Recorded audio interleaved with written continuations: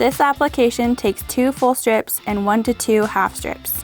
While sitting with the knee bent, take a half strip and tear the backing paper in the center.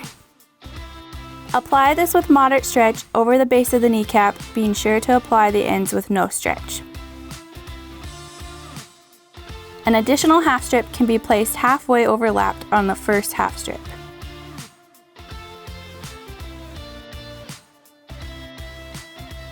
Take a full strip and create your anchor by tearing the paper backing 2 inches from the end. Place the anchor mid-quad on the inner side. With no stretch, lay the tape down until you reach the top of the kneecap.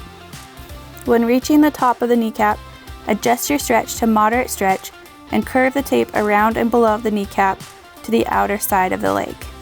Be sure to apply the last 2 inches with no stretch. Repeat this step with a second full strip, starting on the outer side of the quad and finishing on the inner lower leg.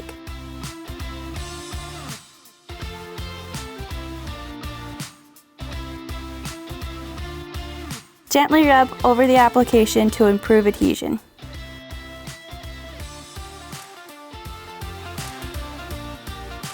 Find all our products and videos at kttape.com.